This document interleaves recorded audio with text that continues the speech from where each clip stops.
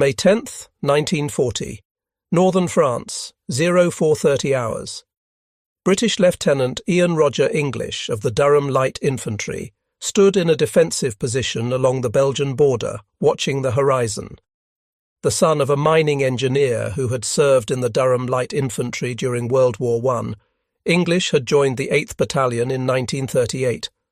Now, as dawn broke over Europe, he would witness something that contradicted every assumption about modern warfare. What he saw in the next 6 weeks would shake the foundations of military thinking for generations to come. The German forces were supposed to be inferior. On paper, they were. The Allies had more tanks, more divisions, comparable artillery. France alone fielded 800,000 men and was regarded as the strongest military force in Europe. The British Expeditionary Force had arrived with 390,000 troops, well-trained, well-equipped, confident in their defensive preparations. Yet within 42 days, France would fall. The British would retreat across the Channel from Dunkirk. Belgium, the Netherlands, Luxembourg, all conquered. The mathematical impossibility had occurred. A supposedly weaker force had defeated a stronger one through methods the Allies could barely comprehend. This is not a story about equipment superiority. This is not a story about overwhelming numbers. This is the story of how a military machine revolutionized warfare through training, doctrine, and a command philosophy so radically different from its enemies that it created victories that should have been impossible. The transformation began not on the battlefields of World War II, but in the ashes of World War I defeat. November 11th, 1918. Germany had lost the Great War. 4 years of brutal combat had cost nearly 2 million German soldiers their lives. The Treaty of Versailles, signed on June 28, 1919, imposed crippling restrictions designed to ensure Germany could never again threaten European peace. The German army was limited to 100,000 men. No tanks, no aircraft, no heavy artillery, no poison gas, no general staff system. The elite body of military planners who had guided Prussian and German armies for over a century was officially abolished. The Kriegsakademie, the war academy that had produced some of history's most celebrated military minds, was ordered closed. Germany's military future appeared bleak. Most nations would have accepted these limitations and rebuilt slowly within the constraints. The Germans did something different. They turned restriction into innovation, limitation into opportunity. General Hans von Seeckt, appointed to lead the reduced Reichswehr in 1920, made a decision that would reshape military history. If Germany could only have 100,000 soldiers, they would be the best 100,000 soldiers in the world. Von Seeckt's vision was revolutionary. He chose to create a cadre force, an army where every soldier was trained to levels far exceeding their current rank. This was not mere optimism. This was systematic preparation for the day when restrictions would lift and rapid expansion would become possible. Every single man would be trained not just for his current role, but for positions 2 levels above his rank. A squad leader would be trained to command a company commander would be trained to lead a battalion commander would be trained to direct a brigade. This was not theoretical training conducted in classrooms alone. This was intensive, practical preparation that assumed every leader might suddenly find themselves in charge of a much larger force. The philosophy had deep roots stretching back through Prussian military history. The Prussian military tradition emphasized something called Auftragstaktik, mission-type tactics. The concept was revolutionary in its simplicity and radical in its implications. A commander would be given a mission objective and told what needed to be accomplished, but not how to accomplish it. This stood in stark contrast to the command philosophies of most armies, where detailed orders specified not just objectives, but the precise methods for achieving them. Auftragstaktik required trust. It required subordinates who could think independently. It required leaders at every level who understood not just their own mission, but the intent of commanders 2 levels above them. The German training system was designed to create exactly these leaders. Between 1919 and 1933, even under the severe restrictions of the Versailles Treaty, the Germans conducted war games on an unprecedented scale. These were not simple exercises with small units. These were massive, systematic simulations of modern warfare conducted across multiple levels of command simultaneously. Officers practiced coordinating infantry, artillery, and theoretical armoured forces that Germany was not yet allowed to possess. They wargamed scenarios involving divisions, corps, and entire armies using forces that existed only on paper. The exercises were brutally honest. Mistakes were analysed without mercy. Successes were studied for replication. Every officer who participated was expected to prepare after-action reports that would be circulated throughout the officer corps. They studied the lessons of World War I with unflinching analysis. The static trench warfare that had consumed millions of lives was not the future. That style of combat had nearly destroyed Germany. Movement was the future. Speed was the future. The ability to make decisions faster than the enemy was the future. These conclusions were not philosophical musings. They became the foundation of systematic military development. The General War School, though officially disbanded by Versailles Treaty requirements, continued its work in various forms. Selected officers underwent intensive courses that covered far more than military tactics alone. They studied logistics, understanding that armies moved on supply lines. They studied transportation, recognizing that railroads and motor vehicles would define modern warfare. They studied enemy intelligence, learning to understand opponent capabilities and intentions. They studied economics, recognizing that industrial capacity would determine long-term military power. They studied foreign policy, understanding how diplomatic relationships shaped strategic options. The curriculum was comprehensive because the Germans understood that modern warfare required more than tactical skill. It required officers who could think strategically, operationally, and tactically all at once. The training emphasized something that would become crucial in the coming war: independent thinking within a framework of clear intent. German officers were taught explicitly that it was better to make a good decision immediately than to wait and make a perfect decision later. In battle, hesitation was death. Opportunity was fleeting, appearing and vanishing in moments. A commander who waited for perfect information, who delayed action until every uncertainty was resolved, would watch opportunities vanish. This principle was drilled into every officer through countless exercises designed to create pressure, uncertainty, and chaos. The Germans recognized that battle was fundamentally chaotic. No plan survived first contact with the enemy intact.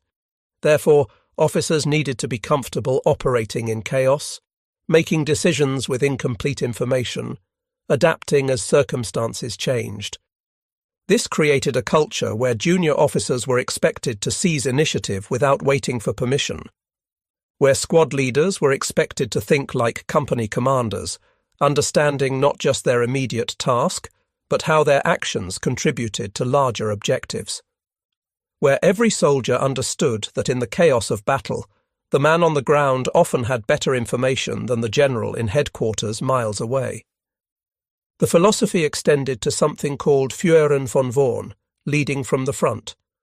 German commanders did not direct battles from comfortable headquarters miles behind the lines. They were expected to be forward, where they could see what was happening with their own eyes, where they could make decisions based on direct observation rather than delayed reports filtered through multiple layers of command. This was dangerous. German generals and field officers died at rates far higher than their Allied counterparts. But the advantage in decision-making speed was overwhelming.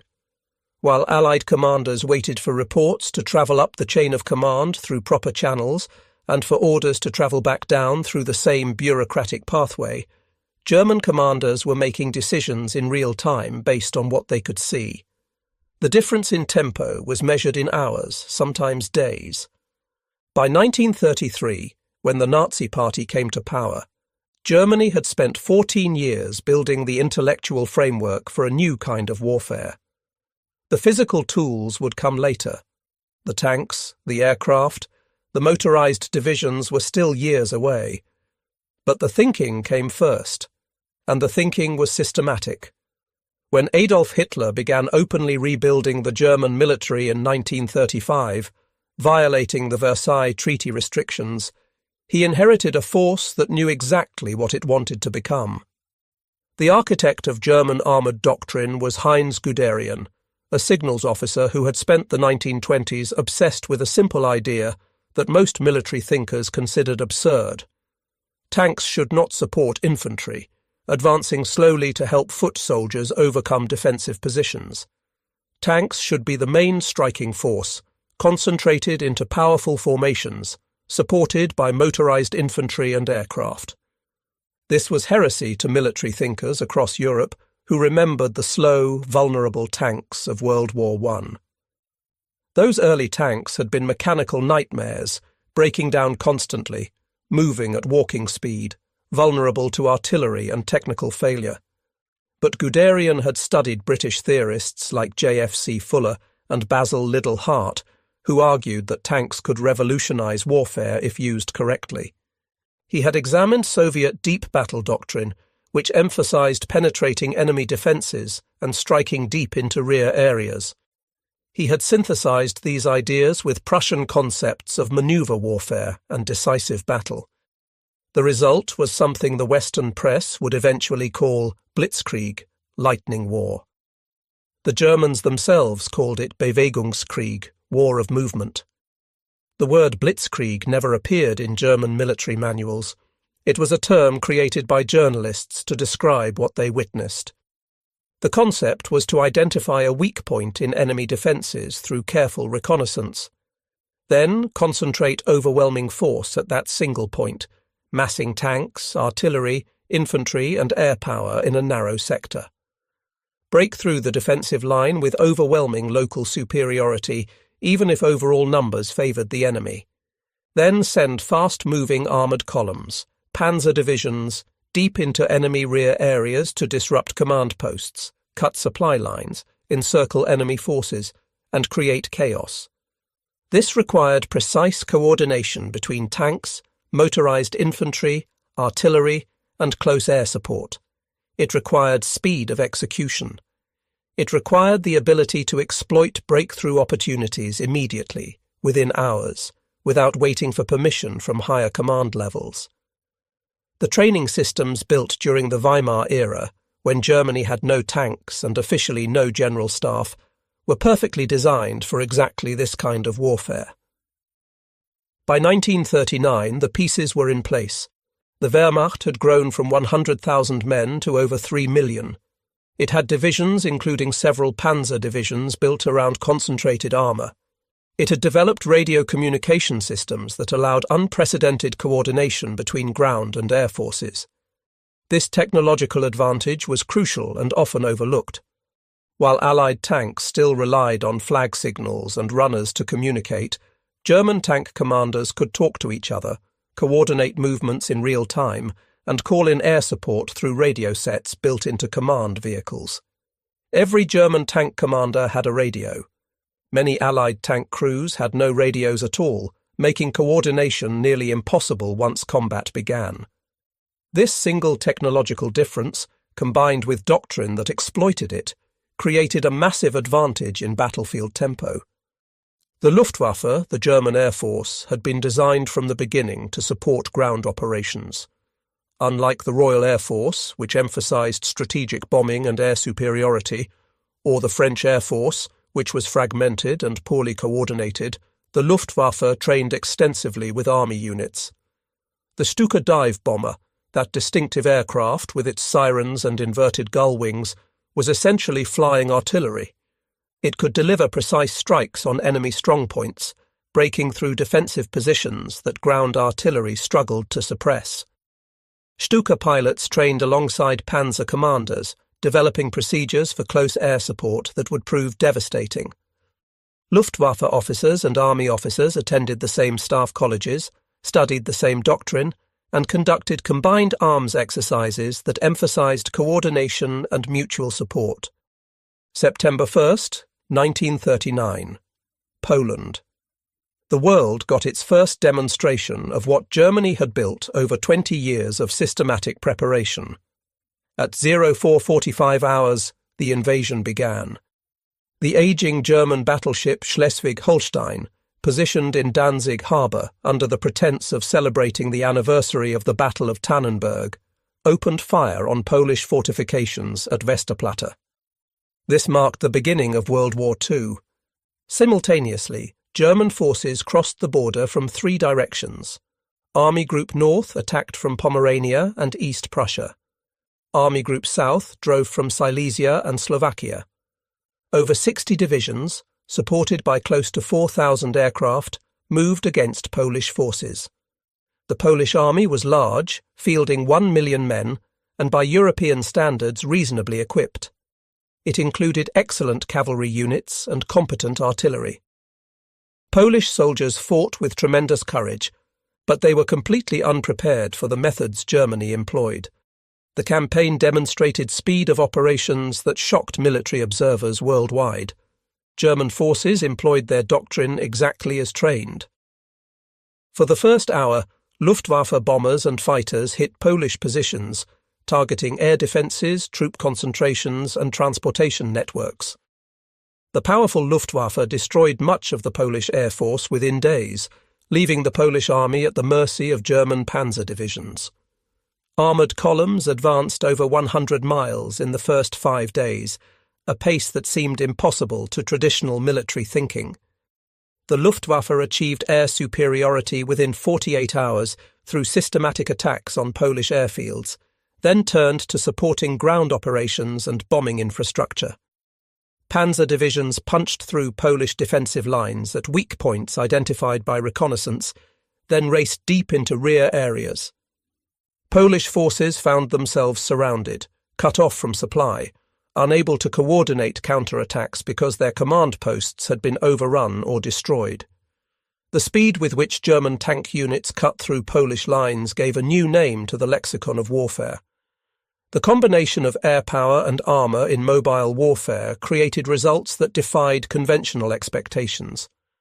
Within 2 weeks, the campaign's outcome was certain. Polish forces launched a counterattack at the Bzura River from September 9th to 15th, hoping to exploit German activity in the centre. But German Army Group South moved to counter this, channeling the Poles into a battle on a narrow front where they were again encircled. Meanwhile, Heinz Guderian's columns pushed hard into the east. On September 17th, the Soviet Union invaded eastern Poland from the east, sealing Poland's fate. The last operational Polish unit surrendered on October 6th. Total German casualties were 14,000 dead or missing and 30,000 wounded out of 1,250,000 troops involved. Polish casualties numbered 66,000 dead, 130,000 wounded, and 400,000 captured out of 800,000 troops. The campaign lasted 35 days from invasion to capitulation. But Poland was viewed by many Western observers as inadequately prepared, using obsolete tactics against modern methods. British and French military leaders convinced themselves that German success against Poland proved nothing about how they would perform against first-rate militaries. The real test would come against France and Britain. That test came on May 10, 1940. At dawn, German forces invaded the Netherlands, Belgium, Luxembourg and France simultaneously. The attacks involved careful planning, deception and coordination. The Allied plan was called the Dial Plan, named after the Dial River in Belgium. French and British forces would advance into Belgium to meet the German attack, creating a defensive line along natural barriers. It was sound, conventional military thinking based on assumptions about how Germany would attack. The Allies expected Germany to repeat its World War I strategy, advancing through Belgium in a wide, sweeping movement. French forces deployed accordingly, moving their best units, including 3 armoured divisions, forward into Belgium. The British Expeditionary Force, 390,000 strong, moved to take positions alongside French units. Together they prepared to fight a defensive battle along prepared lines. France fielded 800,000 men, and possessed excellent equipment, including tanks superior to German models in armour and armament. What the Allies did not know was that the main German attack was not coming through Belgium at all. Belgium was a feint, a diversion designed to pull Allied forces away from the real point of attack. The main effort was coming through the Ardennes forest, a region the French considered impassable for large armoured forces. This assumption, repeated by French military leaders with absolute confidence, would prove catastrophic. General Gerd von Rundstedt's Army Group A, with 44 divisions, including 7 panzer divisions, advanced through the Ardennes with shocking speed. The forest roads, which French planners assumed would prevent rapid movement, had been scouted by German engineers in peacetime. Routes had been planned. Bridges had been surveyed. Units had practiced movements through similar terrain. Nothing was left to chance. German motorcycle reconnaissance units led the advance, followed by panzer divisions moving in columns. When they reached the Meuse River on May 13th, French defenders expected several days of preparation before any crossing attempt. German engineers, working even under fire, constructed bridges across the Meuse in 24 hours, a task French planners assumed would require 4 days minimum. This was not superhuman effort. This was engineers who had trained for exactly this mission, using pre-positioned equipment, following practiced procedures.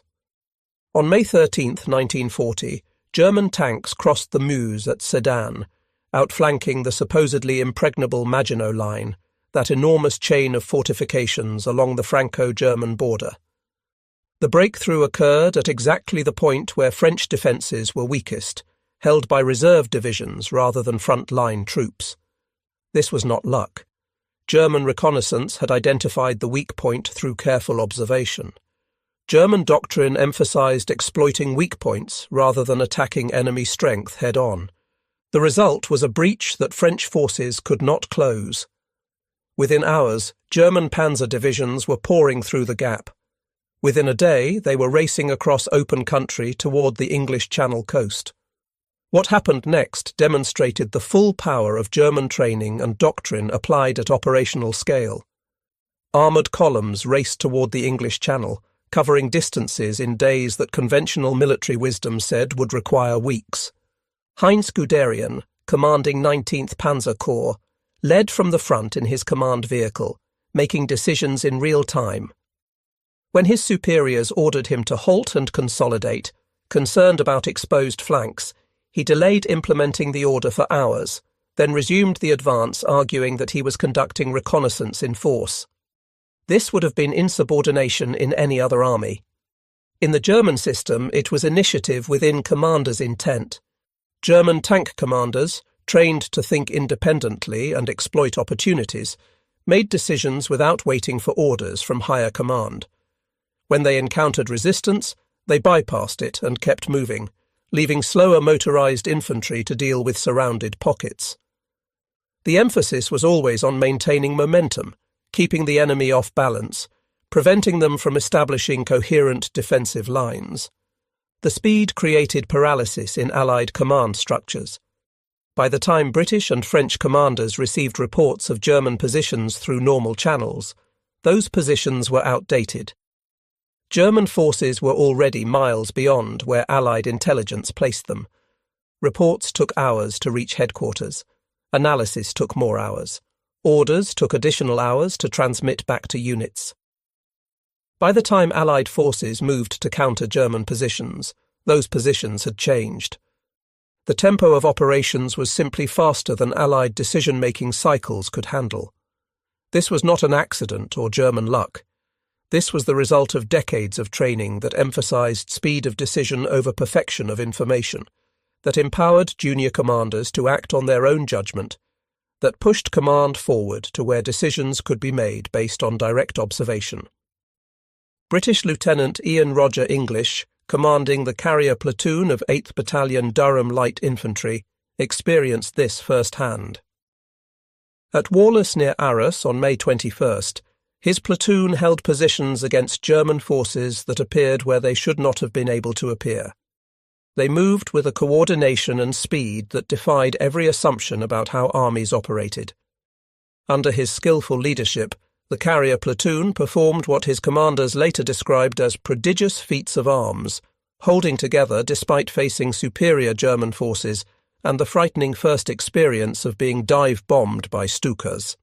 French forces, despite having better tanks in many cases, could not coordinate their response. The French Char B-1 BS was superior to any German tank in armour and armament. The Sommeur S-35 cavalry tank was faster and better armed than German Panzer IIIs. But French tanks were dispersed among infantry divisions for support rather than concentrated for breakthrough. They lacked radios for coordination. Their doctrine did not emphasize the rapid exploitation that German doctrine had refined over 20 years. German forces were inside the Allied decision-making loop, operating at a tempo Allied command structures could not match. By May 19, 1940, German armoured forces reached Abbeville on the English Channel coast. They had covered 240 kilometres in 9 days, cutting off the British Expeditionary Force and the best French divisions in Belgium from the rest of the French army. The Allies had been outmanoeuvred so completely that withdrawal was the only option. From May 26 to June 4, over 338,000 Allied troops were evacuated from Dunkirk in what became known as Operation Dynamo. The British called it a miracle of deliverance. The Germans called it a victory. The facts supported both interpretations. The Battle of France was not won by superior equipment. This point cannot be emphasized enough because it contradicts popular mythology. German tanks were actually inferior to French tanks in armour and armament in many head-to-head comparisons. The Germans had fewer tanks overall than the combined Allied forces. Only 10% of the German army was motorised.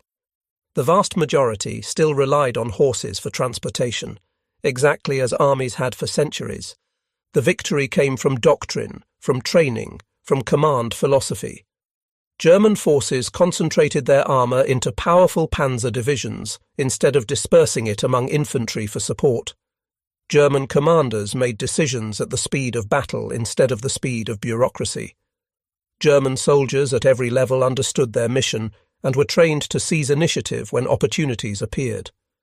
French historian Marc Bloch, who fought in the campaign and later wrote a searing analysis titled Strange Defeat, described what he called the Germans' embarrassing skill in appearing where they ought not to have appeared. This was not magic or supernatural ability. This was the result of reconnaissance finding weak points, command making rapid decisions to exploit those weak points, and subordinate commanders executing those decisions with initiative and speed. The training system that created this capability was unlike anything the Allies possessed. From the very beginning of basic training, German soldiers were taught to think 2 levels above their rank. This was not aspirational. This was systematic instruction with measurable standards. Squad leaders participated in company-level exercises where they had to make decisions normally made by captains. Company commanders trained in battalion operations, directing forces 3 times larger than their normal command. The exercises were not scripted. They were designed to create chaos, friction, and uncertainty.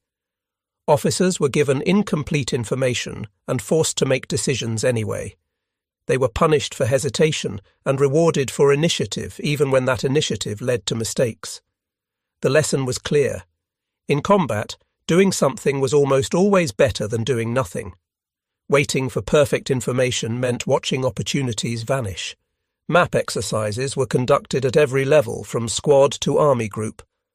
These were not simple classroom exercises with an instructor lecturing about theory. They were intense simulations where officers had to formulate orders quickly, clearly, and precisely under time pressure. The emphasis was always on speed of decision.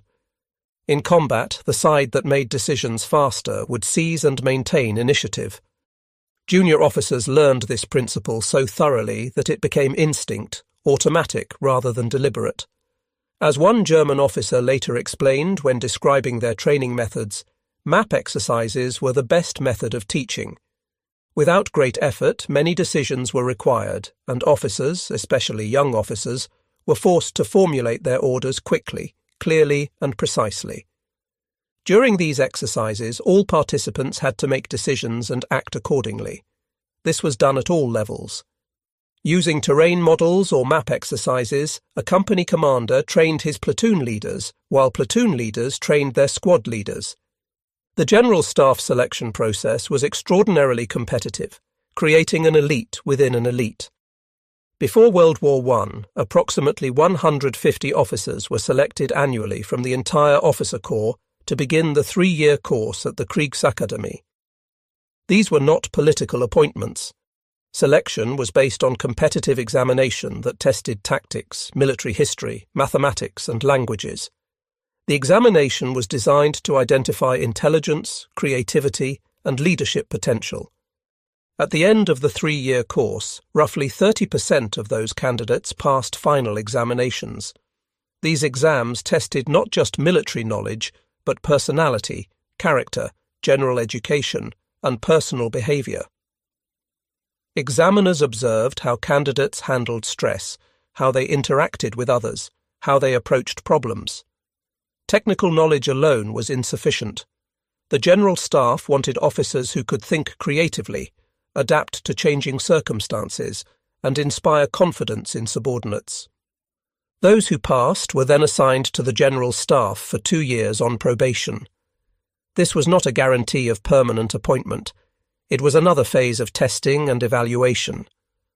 Probationary General Staff officers rotated through different assignments, observed constantly, their performance documented in detailed reports. Only after this probationary period were they offered permanent General Staff positions. The system created an elite that enjoyed enormous prestige within the German military. General Staff officers were marked by distinctive wide crimson stripes on their trousers. They wore special insignia. They were addressed with particular respect. But this prestige came with brutal expectations that never relaxed. They were expected to function effectively at multiple levels of command simultaneously. They were expected to develop innovative solutions to complex operational problems. When World War II began in 1939, the Kriegsakademie was closed. German military leaders expected the war would be short, over within months. General Staff officers were needed for operational assignments rather than 3-year training courses. But the training system adapted with characteristic thoroughness. 8-week intensive courses replaced the 3-year program. These courses were strongly practice-oriented rather than theoretical. They focused on tactics, supply, transportation, staff work, and enemy intelligence. Students spent more time on map exercises and war games than on lectures. The curriculum emphasized practical skills needed immediately at the front. From 1942, as demand for General Staff officers increased and casualties mounted, training was restructured again. The revised program included 6 months of practical training in divisional staff positions, 3 months in higher staff roles, 8 weeks of formal instruction, and a 6-month probationary period. Crucially, much of this training occurred at or near the front lines. The Germans believed firmly that war itself was the best teacher, that no amount of classroom instruction could replace actual combat experience. This philosophy resulted in high casualties among trainees, but it also produced officers who understood combat intimately through direct experience. They did not learn warfare from books alone or from instructors describing battles they had never fought. They learned it from survival, from making decisions under fire, from seeing the results of their orders. The result was a general staff that, even as Germany began losing the war by late 1942, maintained extraordinary tactical and operational competence. German forces in retreat often fought more effectively than Allied forces in advance. Surrounded German units held out longer than seemed possible. Outnumbered German formations inflicted disproportionate casualties. This was not fanaticism alone. This was professional military competence woven into the organizational culture. The decentralized command philosophy created flexibility that Allied forces struggled to match even after learning about it. When Field Marshal Erwin Rommel commanded the 7th Panzer Division in France, he routinely made decisions that violated his orders from higher command. He exploited opportunities that his superiors had not foreseen because they were not present to see them. He moved faster than cautious, higher planning suggested was prudent, and he succeeded spectacularly because German doctrine valued results over obedience to detailed orders. His 7th Panzer Division earned the nickname Ghost Division because higher command often did not know where it was. It moved so fast that reports could not keep pace. But Rommel understood the intent of the overall campaign. Within that intent, he had freedom to act, and he acted aggressively. This was not chaos or indiscipline.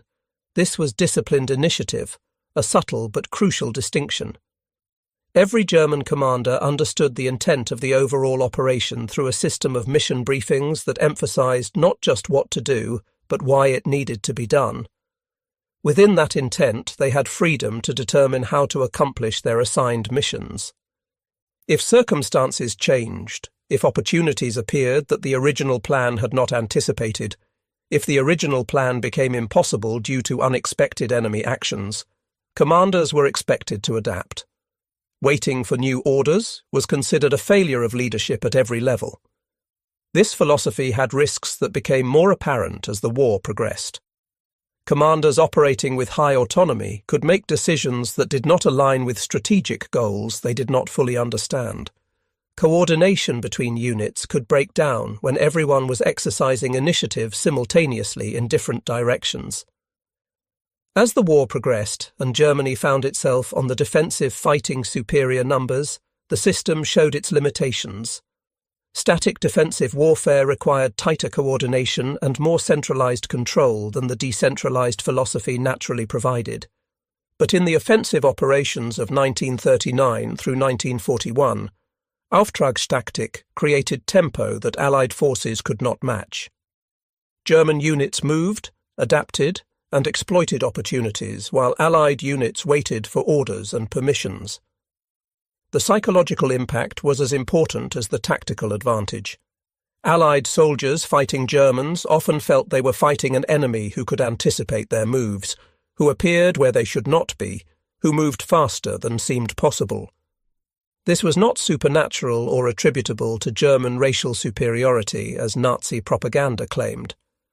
This was preparation meeting opportunity. Decades of systematic training had created an army where every leader could function above his current pay grade, where initiative was expected rather than punished, where speed of decision was valued above perfection of plan. The disaster of France in 1940 forced Allied militaries to completely rethink their approach to command and training. British and American officers studied German methods intensively, trying to understand what had gone wrong and how to counter it. General George Patton, who had studied German military literature during his youth, began implementing similar principles in American armored forces with modifications for American military culture. He emphasized short, sharp, furious campaigns. He told subordinate commanders to stay mobile, to keep constant pressure on the enemy, to exploit success rather than waiting for permission to advance. By 1944, when Patton's Third Army broke out of Normandy, American forces were operating at tempos that rivaled German capabilities. The Soviet Union, which bore the brunt of German offensive operations in 1941, learned through catastrophic defeat. When Operation Barbarossa launched on June 22, 1941, German forces achieved some of the most devastating victories in military history. 3 million German soldiers invaded along a front stretching from the Baltic Sea to the Black Sea, the largest military operation in human history. In the opening weeks, the Wehrmacht encircled hundreds of thousands of Soviet troops in massive cauldron battles at Bialystok, Minsk, Smolensk, Uman and Kiev. German panzer divisions advanced hundreds of kilometers in weeks. By the end of 1941, over 3 million Soviet soldiers were prisoners of war. The initial German success seemed to validate every aspect of their doctrine and training. But the Soviets adapted with brutal pragmatism. They learned to create defense in depth that could absorb German breakthrough attempts without collapsing. They learned to keep operational reserves positioned to counterattack German spearheads once they had advanced beyond their supporting infantry.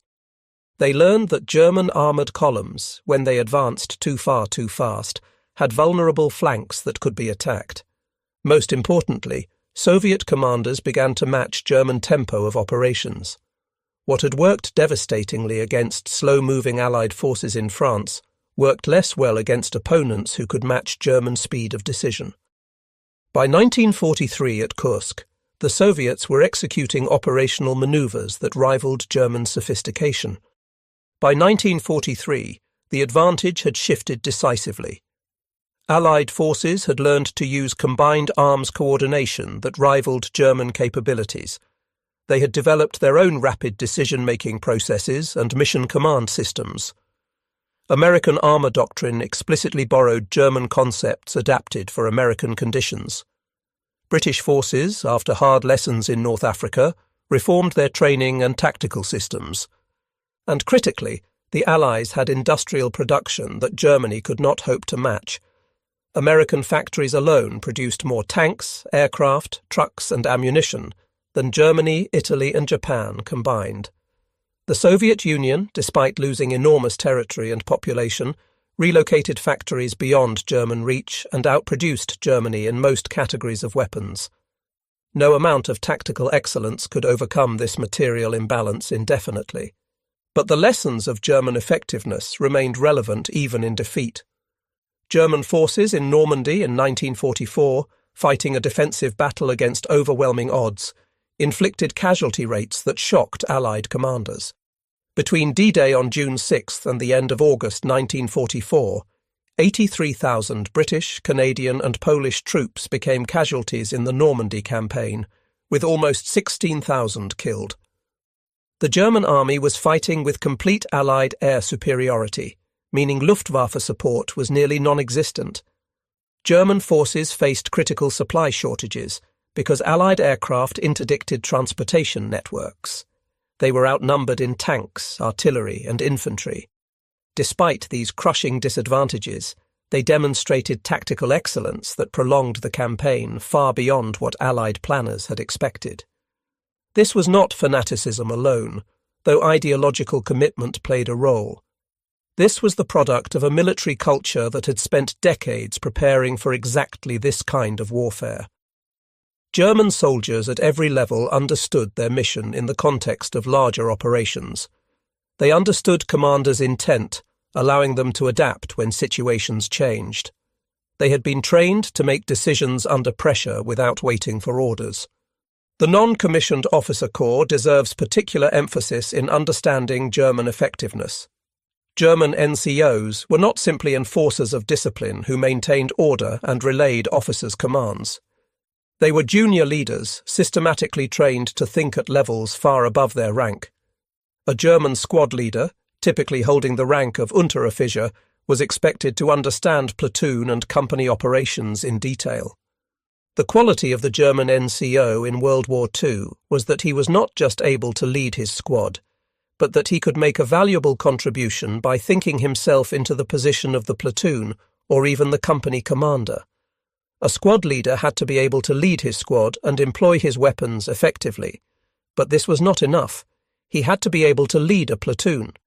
He had to be able to think on the level of the company. This system was characteristic of all German army command levels. Many German NCOs could step into officer roles if needed and perform adequately. This meant that when casualties occurred among officers, which happened with grim regularity in combat, units could continue functioning effectively. The leadership depth went down to the lowest levels of the organization. Platoons that lost their lieutenant could be led by the senior sergeant. Companies that lost their captain could be commanded by the senior platoon sergeant until an officer replacement arrived. Training for NCOs emphasized the same fundamental principles as officer training. They participated in map exercises where they had to make decisions at company and battalion level. They practiced decision-making under pressure using the same methods officers used.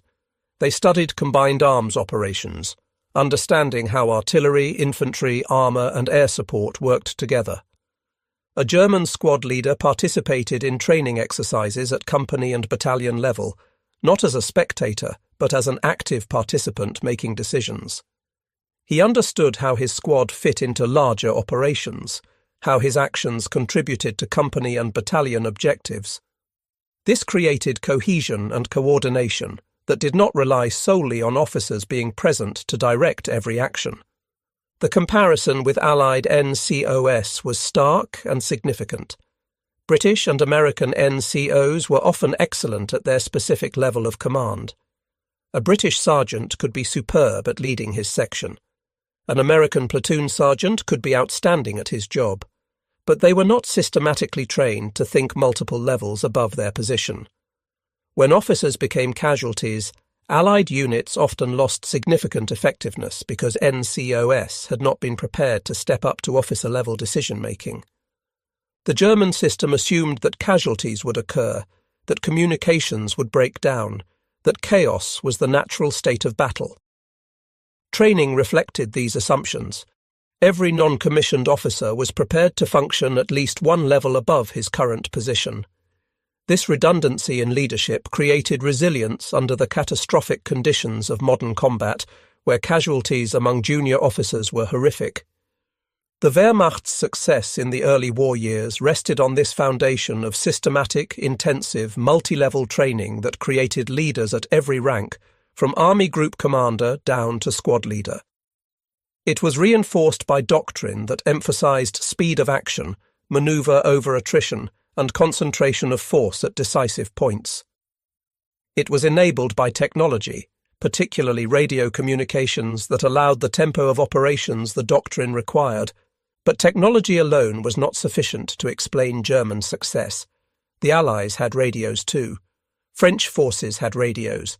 British forces had excellent communication equipment. What they lacked was a command culture that fully exploited the potential of instant communication to increase tempo of operations. German commanders expected to communicate with subordinates constantly, giving brief updates of intent and receiving rapid reports of changing situations. This created a shared understanding of the battlefield that allowed rapid adaptation without lengthy coordination procedures. When opportunities appeared, exploitation could begin immediately, because subordinate commanders understood what their superiors wanted to achieve and had authority to act without waiting for specific permission. The combination of technology and doctrine created capabilities greater than either element alone could provide. The greatest tribute to German effectiveness came from their enemies after the war. American and British military institutions studied German methods with intense focus, trying to distill lessons that could be applied. The United States Army conducted extensive interviews with German generals and staff officers. The British analysed German training methods and organisational structures.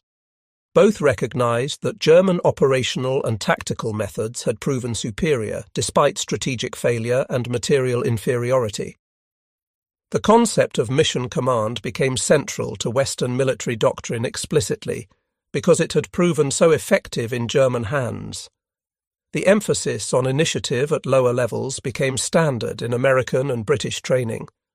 The focus on tempo of operations, on making decisions faster than the enemy, became a key measure of military effectiveness.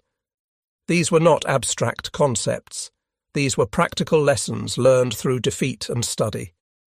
The United States Army's air-land battle doctrine of the 1980s was explicitly based on German operational concepts from World War II.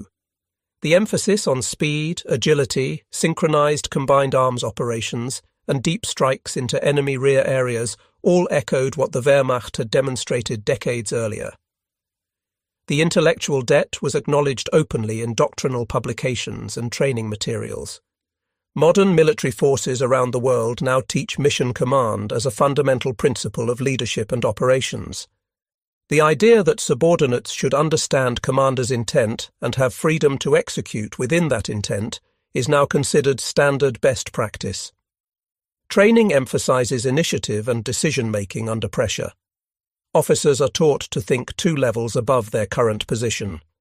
These are direct inheritances from German methods studied and adapted. But in 1940, this was revolutionary rather than standard. It gave Germany a decisive advantage in the opening years of the war, an advantage that could only be overcome when opponents learned similar methods and backed them with industrial production Germany could not match. The story of German military effectiveness in World War II is ultimately a story about preparation, training, and doctrine applied systematically over decades. It demonstrates conclusively that how an army thinks, how it trains its leaders, how it structures decision-making processes, these intangible factors can be as important as numbers and equipment.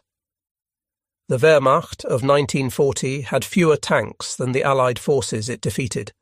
It had fewer motorized units proportionally.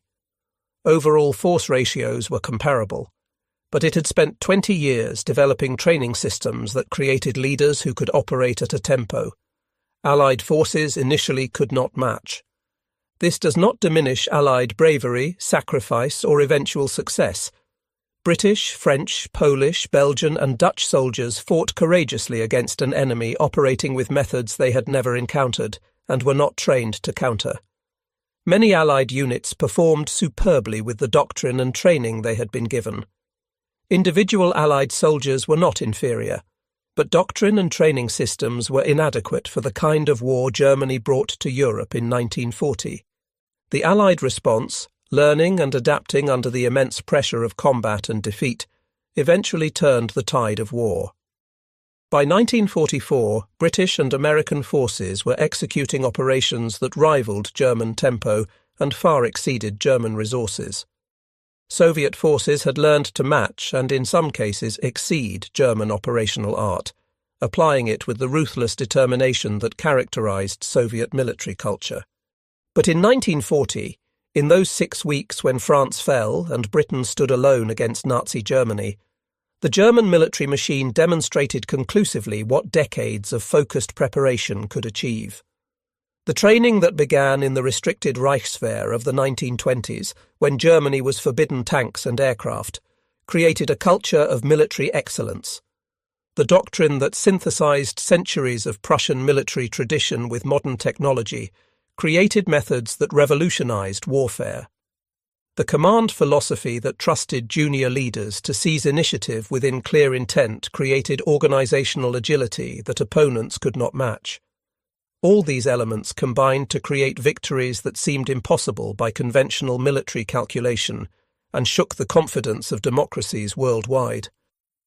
The lessons remain profoundly relevant for understanding military effectiveness beyond simple metrics of equipment and numbers. Military capability is not purely a function of tank counts or division numbers.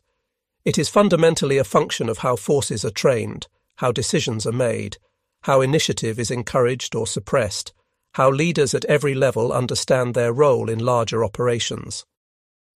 The German military of 1940 had turned these intangible factors into a systematic approach that changed warfare permanently. That system eventually failed when strategic overreach met overwhelming Allied industrial and numerical superiority. No amount of tactical excellence could overcome fighting the British Empire, the Soviet Union, and the United States simultaneously. But the tactical and operational methods survived the strategic defeat, studied intensively and adopted with modifications by the very nations that had defeated Germany militarily. When military historians look back at World War II and analyze German effectiveness, the conclusion remains clear across decades of scholarship. Germany built a military machine that emphasized speed of thought as much as speed of movement, that trained every leader to function above their rank, that gave subordinates freedom to act within clear intent.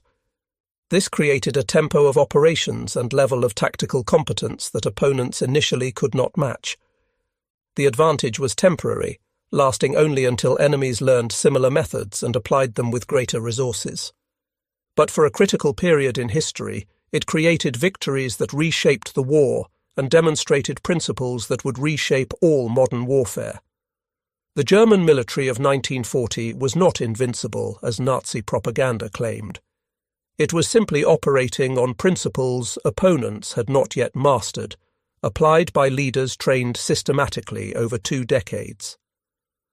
Once those principles became common knowledge, once Allied forces adopted similar methods and backed them with overwhelming industrial resources and numerical superiority, the advantage disappeared completely. But the achievement remains historically remarkable and worthy of serious study divorced from ideological considerations. Through systematic training, coherent doctrine, and command philosophy that trusted subordinates, Germany created a force that could defeat numerically superior enemies through speed, coordination, and initiative. That achievement, studied and learned from by all modern professional militaries, stands as testimony to the enduring power of how an army thinks, how it prepares its people, and how it leads in combat. The methods pioneered by the Wehrmacht, stripped of their association with Nazi ideology, became foundational elements of Western military doctrine and remain relevant to understanding military effectiveness in any era. The transformation of enemy soldiers like British Lieutenant Ian Roger English, who witnessed German effectiveness firsthand and later became a highly decorated officer, represents the broader recognition that what Germany achieved militarily was worth studying and learning from, even by those who had fought against it. English himself would go on to win the Military Cross 3 times for his leadership and tactical skill, applying lessons learned from facing an enemy that had redefined modern warfare. His journey from witnessing German effectiveness at Warlus in May 1940 to becoming one of only 24 British soldiers to earn the Military Cross 3 times during the war reflects the broader Allied learning process. The story of German military effectiveness is not a story of superiority or inherent advantage. It is a story of what systematic preparation, coherent thinking, and rigorous training can achieve when applied consistently over decades. It is a testament to the power of organizational culture, the importance of empowering subordinates, and the decisive advantage that comes from making decisions faster than opponents can react. These lessons transcend the specific historical context and remain relevant for any organization facing competition in complex, rapidly changing environments. The Wehrmacht's early war successes demonstrated that success comes not from resources alone, but from how those resources are organized, trained, and employed. The subsequent Allied victory demonstrated that even superior methods can be learned and countered when opponents commit to adaptation and back it with overwhelming material advantage. The complete story, from German innovation through Allied adaptation to ultimate German defeat, provides insights into military effectiveness, organizational learning, and the relationship between tactical excellence and strategic success that military professionals continue to study today. The methods that made Germany so effective in World War II live on in modern military doctrine, a lasting legacy of systematic preparation meeting the crucible of combat.